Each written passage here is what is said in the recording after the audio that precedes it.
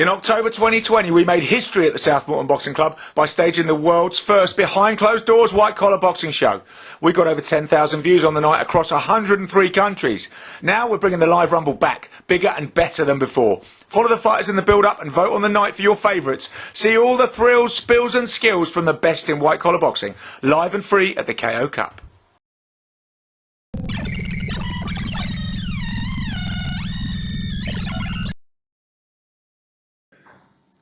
Okay, Peter, so some interesting movements on the boxing scene this week. I'm going to talk about the fight that I think is going to be mandated this week, or the WBOs look like they're going to mandate for the interim title, Joe Joyce against Oleksandr Usyk, which we did predict was going to happen. It was a logical fight for both men. And we'll talk a bit about the background, why it's happening, what it means for the heavyweight scene, and what the likely outcome is going to be. But I mean, also there were some interesting movements this week because Caleb Truax boxed Caleb Plant defending his IBF title against Truax, who was the mandatory, a shutout decision for Plant, which interestingly enough leaves him free. Now he's got his mandatory for the next 6 months to fight whoever he wants, and we know who he wants to fight.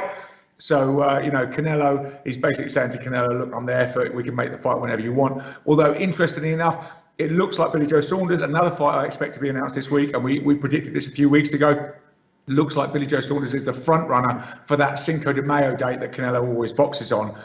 So it looks like Billy Joe Saunders will be defending his WBO title on that Cinco de Mayo weekend against Canelo. We expect that to be confirmed this week. But coming back to the Joe Joyce Usyk fight again, after Joyce beat Dubois, we did say we thought this was a logical fight, but some people said, well, look, you've got to remember Usyk is the WBO #1 mandatory. He has been for some time. Joshua being the WBO champion, he's going to sit on his mandatory position and wait for that fight to come to pass. So there needed to be a bit of negotiation in the sense that he's saying, well, what is in it for him fighting Joe Joyce other than maybe the experience of fighting a big heavyweight? So we need to square the circle there. The other thing we've talked about a lot is the WBO were not going to enforce their clauses and strip Joshua of his WBO title and hand it to Usyk as their, as their articles state they need to, because they want to be part of this mega fight, which inches closer by the day, it seems. The Fury Joshua mega fight, the undisputed fight. For all the belts, and even though Eddie Hearn has said, look, this fight doesn't need belts, we could just we could tell the belts to go whistle, and we could just have this fight because everybody knows these two are the best in the world. That's true, but having that undisputed tag on it, and they can say a historic fight. For the first time ever, all 4 heavyweight belts have been contested in one fight. So that's what they want to happen. And as we said, the sanctioning bodies work on commission. They work on a percentage. They want a percentage of this mega purse, what's probably going to be the richest fight in boxing history, which we expect to be announced again in the next week or so. Probably Saudi Arabia with huge purses for both fighters and so on. And it's going to be amazing. And it's going to be a 2-fight deal. So the first fight happening in May, June, the second fight happening later in the year. So the WBO want to be part of that, but they need to square the circle with this Usyk thing. So what they've now said is they're going to mandate Joyce and Usyk. Well, they haven't said it, but they're going to say it this week, I expect. They're going to mandate Joyce and Usyk to box for the interim WBO title. Now, for people not familiar with the alphabet soup and their rules, what that means is that the interim title will be contested, meaning that the winner of that fight, the winner of Joyce Usyk, will have to fight the WBO champion in Anthony Joshua at the moment, and maybe Tyson Fury. We don't know the outcome of that fight within some specified timescale.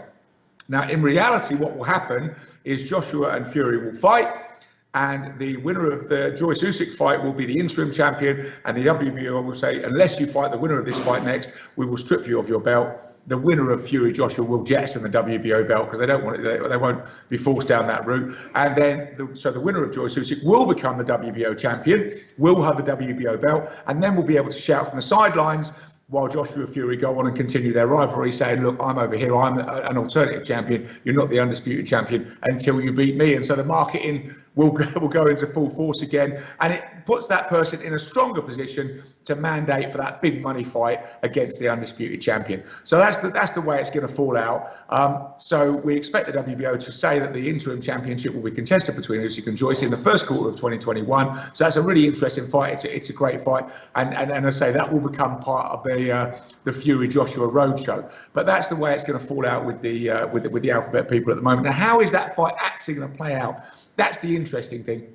Now, we all know that Usyk basically didn't put a foot wrong at cruiserweight. He was unbelievable. He barely lost a round. He unified the title. He stepped up to heavyweight. And as we've talked about before, for somebody whose career has had such a stellar trajectory throughout the amateurs and throughout the pros, it kind of stalled. Obviously, it wasn't helped by the pandemic, but he was so busy as an amateur, over 300 amateur fights. He was so busy as a pro, unifying the cruiserweight division, but, winning his first title in, I think, 10 fights, unifying in 14 fights, winning the Muhammad Ali trophy, absolutely stellar. But he stalled a bit at heavyweight.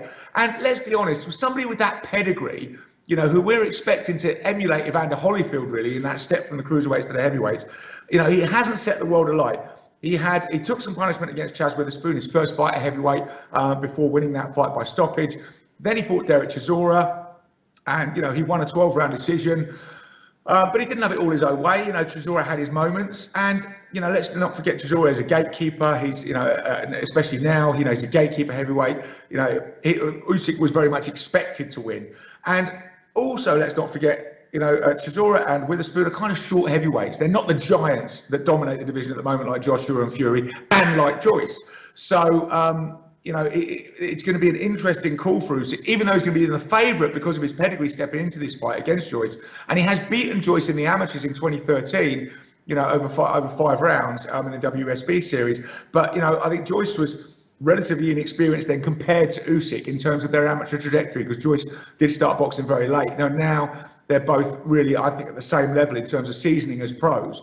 So, and arguably Joyce has the better resume of fighters that he's fought, especially at heavyweight, than Usyk. So we're going to see, I think it makes it an interesting fight. Even though Usyk is the favourite, I think, Joyce and Usyk also needs to prove in a way, because he's clamoring on the door and saying, I need to fight the winner of Joshua, Fury. I'm the WBO mandatory, etc., etc. Well, you're going into a fight against one of two very experienced heavyweights, with 2 heavyweight fights on your resume against Derek Chisora and Chaz Witherspoon. It's not great. It doesn't look great. People aren't going to back you on that basis. So I think Usyk needs Joyce. He needs to say, here's a genuine, huge 6'5" heavyweight, and I've beaten him. Therefore, I can beat. That's my argument, that I can beat Joshua, I can beat Fury. So I think there is a lot in it for Usyk as well. So it kind of makes sense, and the winner becoming the interim WBO champion.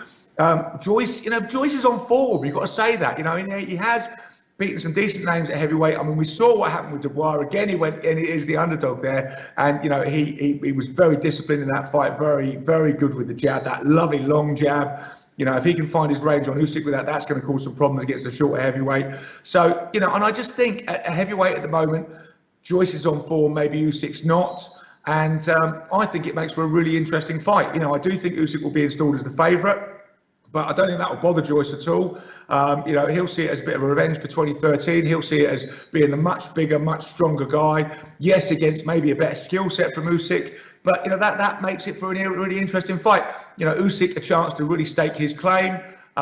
Joe Joyce, whoever wins this is going to be very much, the first in line for the winner of Fury Joshua, the eventual winner of the 2-fight deal of Fury Joshua. So, there's a lot to play for. This is a good fight. It's a great fight. They'll make some money out of this. But, it's all to play for in the next fight, really, for the winner. And, I think it's a wide open fight. I think it's a 50-50 fight. So, really excited about this. It will give a bit more colour to the heavyweight landscape while we wait for the big one to arrive. So, yeah, I'm all for it. A great thing to look forward to in the next few months. Like I say, a 50-50 fight, a really interesting pitting of, size and strength, and then that iron jaw that Joyce has got against skill and speed, and pedigree in Usyk. So it's a great fight to look forward to. I expect it to be confirmed this week. And then, like I say, all the tectonic plates of the heavyweight boxing world are shifting a little bit to come to the big one that we need to see happen, and hopefully that will be announced this week as well. So exciting times at the start of 2021, Peter. There's some great fights out there being made, and I'm really looking forward to it.